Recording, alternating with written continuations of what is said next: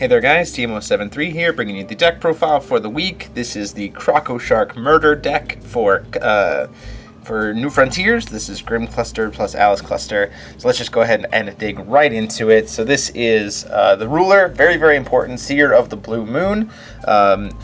J-activate of pay 0. You're never going to do that in this deck ever, so don't worry about that. The main trick is being able to use her to play standby cards for 1. If you're interested in what she flips over into, she just flips over into Crocoshark. So like it doesn't really matter because you just have so many Crocosharks in the deck anyway. But you're never really going to flip her. She's just going to stay Seer for like the entire time. Moving into the stones, we play 4 Dark Depths and a Crocoshark. For those stones, was super important. This is just so that you get the water as well as darkness for Pumpkin Witch and 0 and stuff. And the Crocoshark is just because it's Crocoshark Murder, so why not? And then we run 4 Moonshades, another Crocoshark, just so that we make sure that we get all of our ability to play the Pumpkin Witch as often as possible, as well as, you know, just making sure that we have that perfect will whenever we need it, because Crocosharks are there. And of course Crocosharks just because it's Crocoshark. And then you can kind of play whatever you want for your last kind of stones. You can play like Crocosharks or like Black Silences or Deep Woods. It's based on kind of your variants and how you're going to bring out the Crocosharks alternatively. But, you know, just Crocosharks, you know, you just put Crocosharks in it, you just kind of win. So, moving into the Resonator lineup, we have, obviously the core of the deck is the 4 Crocosharks. It's a 2/2/3 drop, but you put it into your stealth for 1. And when you play a summoned creature, summon spell, and it resolves, then Crocoshark gets to come out. And then when Crocoshark resolves, you get to put more Crocosharks out from your deck. So super important. And then to go along with the 4 Crocosharks, you of course play 4 Crocosharks. It's really kind of combos really well with the other Crocosharks in the deck. Considering the fact that you can have any number of this card in the deck, it's really, really powerful. Gets really, really strong. For every other Crocoshark on the field is going to get +2/+2. So, you know, when you have like 5 of these on board, it becomes like an easy 10/10. Really, really strong. And then to go along with that, you play like 2/0 the Flashing Mage Warrior.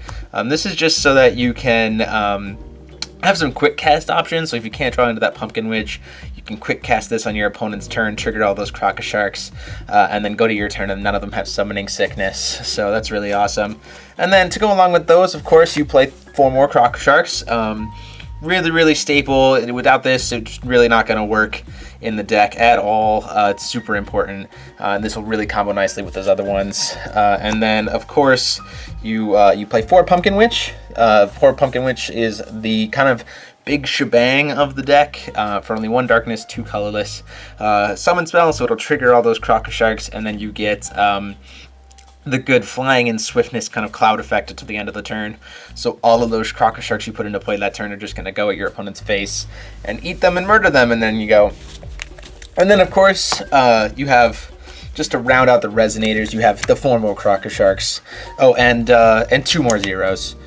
Just so that you make sure that you get those quick casts in as much as you want. But the 4 Crocosharks really to support the other Crocosharks. Super, super important here. Really, really helpful to make sure the deck goes off. Moving into the spell count, we run 4 Crocoshark, just to kind of help support Crocosharks as they get played. And then Regalia, we also play 4 Crocosharks for the Regalia, just to make sure that, you know, you want to be able to play those Crocosharks like as fast as possible. And having 4 more Crocosharks, you know, having those 4 Crocoshark Regalia is super, super helpful. So yeah, really, really good, and a strong field presence. And then you can just play them from your hand, so that's really nice. Moving into the additions, we run 4 Crocosharks, and then the addition fields, we run another 4 Crocosharks. It's pretty standard. I know a lot of people aren't really expecting it, but like, you know, you have so many Crocosharks already that you might as well just play them and play the rest of them and play these other 4 to support them, so it's not a big deal. And then to kind of round it up, we actually run some standbys. We actually run some spell chance standbys to round out the 40 card list, and the 4 chance standbys we run are 4 Crocosharks. So the 4 Crocosharks are just there to make sure that, you know, really make use of Kaguya, put him face down and trigger, and get a lot of really strong power out there.